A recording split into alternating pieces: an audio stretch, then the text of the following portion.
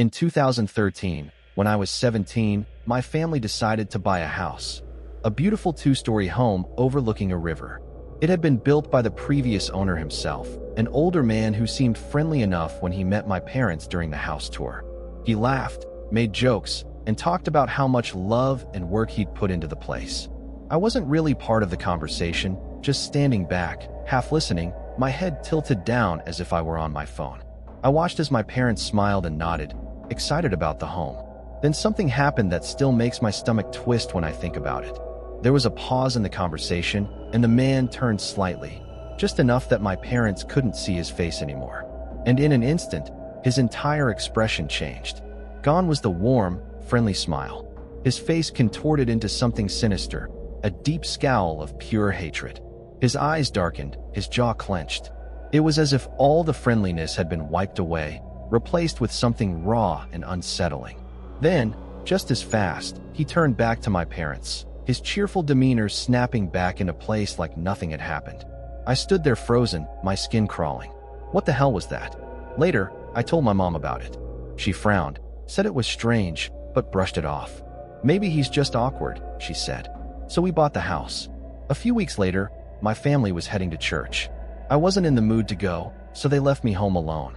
It was a stormy Sunday morning, rain tapping against the windows, wind rattling the trees. I was upstairs when I heard it. Bang, bang, bang.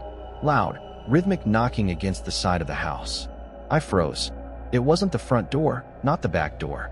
It was coming from outside the wall, from somewhere along the side of the house. I hesitated, trying to rationalize. It was windy, maybe a tree branch, maybe something loose hitting the siding, but the sound was deliberate, steady, like someone was trying to get my attention. Then it stopped. I waited, heart pounding. Maybe it was nothing. Maybe I was overthinking. Footsteps. Inside the house. Heavy, slow footsteps downstairs. The creak of a floorboard. The scrape of a chair being moved. The refrigerator door opening. I sucked in a sharp breath. Someone was in the house. My body moved before my brain caught up. I locked my bedroom door, my hands shaking as I grabbed my baseball bat. I pressed my back against the wall, my phone gripped tight as I called 911. The operator's voice was calm, steady. She asked for my address. I whispered it to her. She told me officers were on their way, about 10 minutes out. Then I heard it. Footsteps on the stairs. Each step slow, deliberate. I texted my mom. Someone is in the house. I've called 911. She responded immediately. We're coming. We're 30 minutes away. I clutched the bat tighter, trying to control my breathing. I could hear him reaching the top of the stairs. The floor creaked under his weight. Then he stopped, right outside my bedroom door. The handle twisted. I bit my lip hard to keep from making a sound. Then silence. No footsteps. No movement. I could hear him breathing. Deep. Slow. Steady. I don't know how long we stayed like that. Maybe 10 seconds. Maybe an eternity. Then, finally, he moved. I heard his footsteps retreat down the hallway. Down the stairs. The back door creaked open, then shut. I stayed frozen until I saw the flashing red and blue lights through my window. The 911 operator asked if I could let the officers in or if they needed to force entry. My legs felt like jelly, but I managed to get downstairs. The police searched the house. Nothing. No signs of forced entry. No broken windows. No unlocked doors. Just gone. My mom arrived, pale and shaking. She turned to my stepdad, voice tight. Did you change the locks when we moved in? He hesitated, then shook his head. I felt cold all over. The previous owner, he still had a key. But the worst part? The hallway outside my room had just been vacuumed that morning. My mom had done it herself. And there, in the soft carpet, were fresh shoe prints. Larger than anyone in our house. And they stopped, right outside my bedroom door. A year later, the old owner died.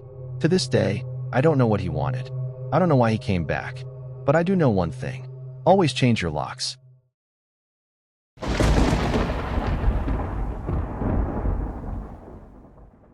A few years ago, I was renting a house in Northern California, just on the edge of the suburbs. The neighborhood was quiet, tucked away enough to have space and privacy, but not so isolated that I felt alone. It was the perfect balance. The area had no streetlights, so at night, it got incredibly dark.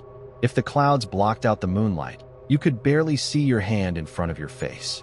It didn't bother me, though. In fact, It made my little house feel cozier, especially on those cold, quiet nights. I had been working a shift with a few hours of overtime that day, so by the time I got home, it was already dark. The winter air was chilly, and the sky was thick with clouds. As I pulled up to my house, the only thing I could see was what my headlights and the dim porch light illuminated. I got out of my car and, as I walked toward the door, I caught a strange scent on the air, cigarette smoke. It was odd because I hadn't smelled that around my house before. I looked around, but no one was in sight. Maybe it was just some neighbor lighting up, I thought. I shrugged it off and went inside, too tired to think much more about it. Even though it was barely 7 p.m., I decided to take a shower and just call it a night. I didn't feel like doing anything else. I don't know how much time passed, but I woke up to the sound of something moving in my house. At first, I didn't worry. My friend sometimes stopped by after work to use my shower on his way to night classes. I had given him a spare key so he could come by even if I wasn't home. The only problem was that he always texted me first to let me know he was coming, and I hadn't heard my phone go off. I reached over to the bedside table and grabbed my cell phone, squinting at the screen. Back then, the phones didn't have light sensors that dimmed the screen, so it was blindingly bright in the dark room. It took a second for my eyes to adjust, but I saw that it was around 9 p.m., though I couldn't tell if there was a new text message. I set the phone back down, still unsure, and called out my friend's name. There was silence for a few moments. Then, I heard it, loud footsteps. Someone was running through the bottom floor of my house. My heart dropped. I leapt out of bed, adrenaline kicking in. I ran straight to the closet and locked myself in. The footsteps on the stairs told me the person was already coming up, and I had only seconds. The upstairs of the house was simple. 2 bedrooms on either side of the hallway, a bathroom at the end. My bedroom door was shut, and the other bedroom doors were also closed.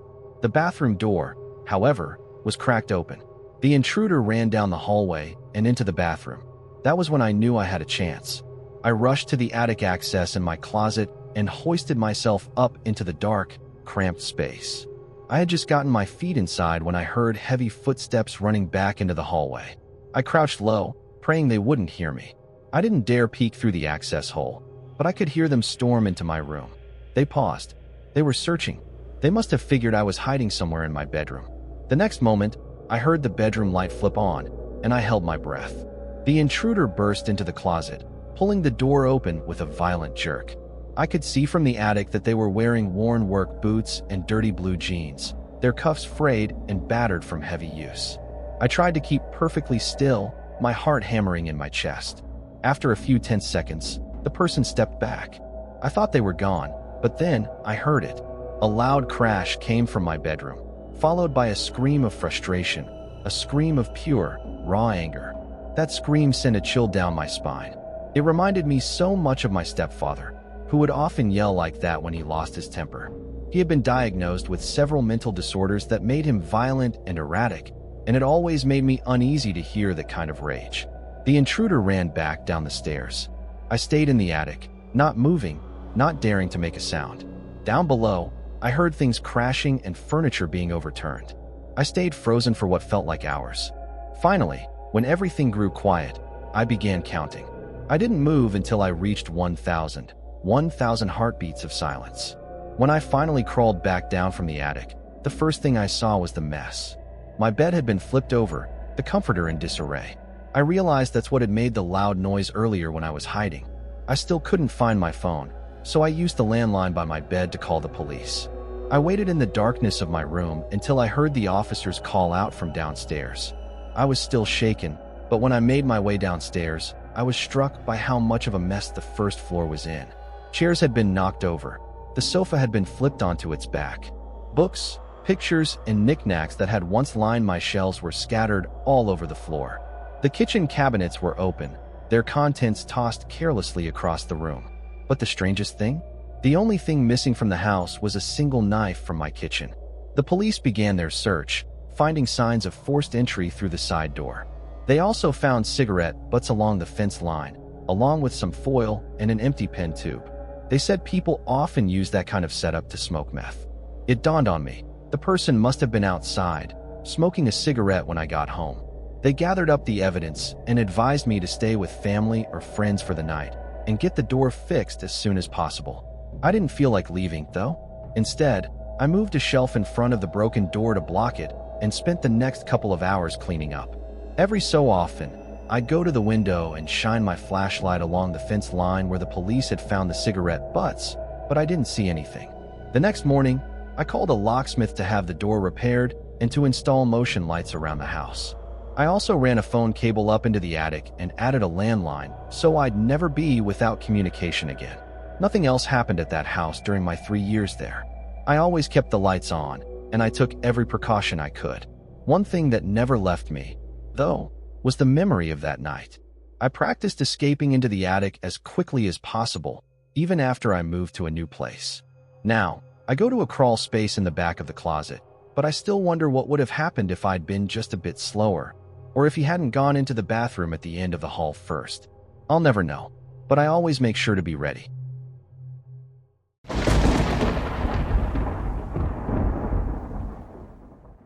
We moved into the farmhouse a few months ago, a small, old building surrounded by fields, a long, narrow road, and not much else. It was just us and one other house nearby, though those neighbors were in the process of moving out, so they were rarely around. The nearest town was a 10-minute drive away, making the house feel even more isolated. I liked the quiet at first. It felt peaceful. That changed quickly. It was a Saturday, and my parents had left for work early in the morning. They planned to visit friends afterward, meaning they wouldn't be home until late. My older brother was home, but he might as well not have been. He was passed out in his room, determined to sleep the entire day away, and had explicitly told me not to wake him up. So, I was alone in the house. Well, alone except for our 2 dogs. I spent most of the day in my room upstairs, watching YouTube. It was winter, so by 6 p.m., the sky had already darkened. Not pitch black, but that eerie time of night when everything outside becomes a vague silhouette. I barely noticed the headlights approaching down the long road toward our house. At first, I figured it was for the neighbors, maybe someone picking up the last of their things. The thought barely registered. I went back to my video. Then, the dog started barking. The younger of our 2 dogs had this habit of barking at random things, so at first, I assumed it was nothing. But something about it felt different. The moment I heard him, a wave of unease rolled over me. Something wasn't right. I hesitated before getting up, my stomach twisting with nerves, and made my way downstairs. The house was dark. No one had been down here since the morning. Only a few lamps in the living room cast long, flickering shadows. As I reached the bottom of the stairs, I saw my dog standing by the window, barking toward the garden. I stepped closer, gripping the curtain, and pulled it back just enough to see. A car sat idling just outside the front gate. The engine was still running. The headlights cast long beams of light onto the road, illuminating the stone wall that surrounded our garden. That's when I noticed it. The gate was open. My stomach dropped. And then I saw him. A man stood just beyond the open gate, surveying the house, his gaze moving carefully across the upstairs windows. He wasn't moving, wasn't knocking, wasn't approaching the door, just watching. I froze. It took a second for my brain to fully register what I was looking at. That second stretched into what felt like an eternity, my breath caught in my throat. And then, as if sensing me, the man's gaze slowly shifted. He locked eyes with me through the window. For 3 solid seconds, neither of us moved. His face shifted from blank observation to something else. Shock, maybe? Panic? And then, without warning, he spun around and bolted toward the car. I stood there, still frozen, watching as he yanked open the driver's side door. It was like my body had suddenly remembered how to move. I turned and sprinted up the stairs, slamming into my brother's room, yelling his name. By then, the dogs were barking like crazy, enough to actually wake him up. He stumbled out of bed, confused, as I dragged him downstairs. We reached the window just in time to see the car struggling to turn around at the end of the narrow road. It was difficult. There wasn't much space. It took nearly a full minute before it finally sped off into the night. We stood there in silence, watching the tail lights disappear down the road. My heart was pounding so hard I thought I might be sick. Then, my brother turned to me and said, "What the hell just happened?" We called our parents immediately, urging them to come home. When they arrived an hour later, I explained everything. How the man had been staring into the windows, how he had run when he saw me, how the car had sped off. My mom listened, but in the end, she just shook her head. Maybe he was lost, she suggested. My dad nodded. Could have just been looking for directions. I felt my stomach sink. With the engine running? With the gate open? They brushed it off. No need to call the police, they said. Probably nothing, they said. I went to bed that night feeling stupid, like maybe I had overreacted. Maybe they were right. Maybe it was nothing. 3 days later, I found out it wasn't. At school, a friend mentioned something strange. There had been a string of robberies in the area that exact night. Isolated farmhouses, mostly. Houses just like mine. I felt my whole body go cold. From that day on, I started locking the front door, even in the daytime. My stomach clenched every time the dogs barked. I found myself glancing out the windows more often, dreading the sight of unfamiliar headlights creeping down the road. Because for 3 solid seconds, I had locked eyes with a serial robber, and I was never going to forget it. Thanks for joining me on this journey through the strange and unexpected. If you enjoyed the story, hit that like button, share with fellow curious minds, and don't forget to subscribe for more. Until next time, stay curious, stay intrigued,